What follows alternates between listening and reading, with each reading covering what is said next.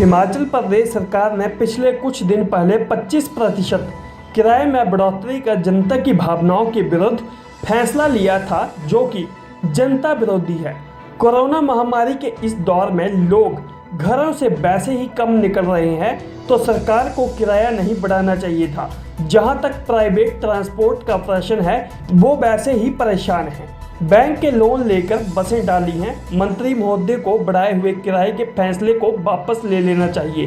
कांग्रेस की पूर्व प्रत्याशी प्रमिला ने कहा कि बस किराया और टैक्स में वृद्धि तथा तेल की कीमतों में जो वृद्धि की है उसे वापस ले लेना पड़ेगा, अन्यथा प्रदेश सरकार को आने वाले समय में इसका खामियाजा भुगतना पड़ेगा।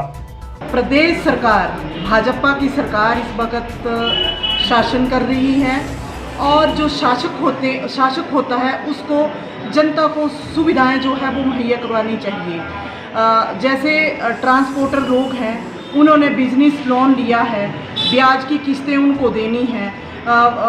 प्रदेश सरकार को चाहिए था कि इस कोरोना के पीरियड में उनको कुछ न कुछ रियायत देती।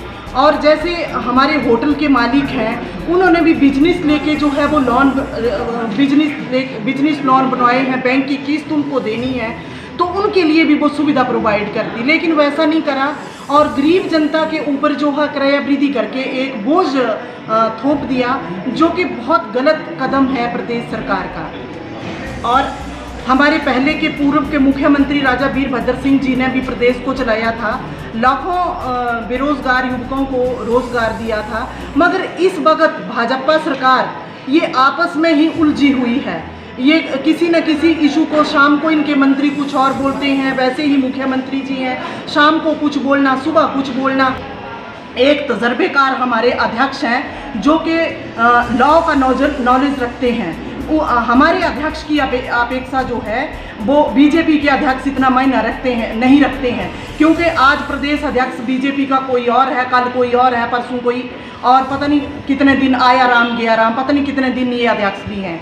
क्योंकि पीछे आपको पता है कि कोविड-19 के चलते हुए ये जो घोटाला हुआ था, मास्क वगैरह का घोटाला हुआ था, और इसमें जो है वो महकमा को तो हिमाचल प्रदेश के मुख्यमंत्री श्री जयराम ठाकुर जी के पास था, इस्तीफा तो उनको दे देना चाहिए था, लेकिन इनके अध्यक्ष श्री राजीव बिंदल जी ने इस्तीफा दिया। ये एक सोची समझी चाल थी बीजेपी की, लेकिन कांग्रेस पार्टी में कोई ऐसी सोची समझी चाल नहीं है, कोई कुछ नहीं है। कुलदीप सिंह राठौर जी के सानिध्य में कांग्रेस पार्टी नए आयामों को छू रही है, और हमारा ये मानना है कि कांग्रेस पार्टी जो है वो नए आयाम छुएगी और आगे को सत्ता में आएगी।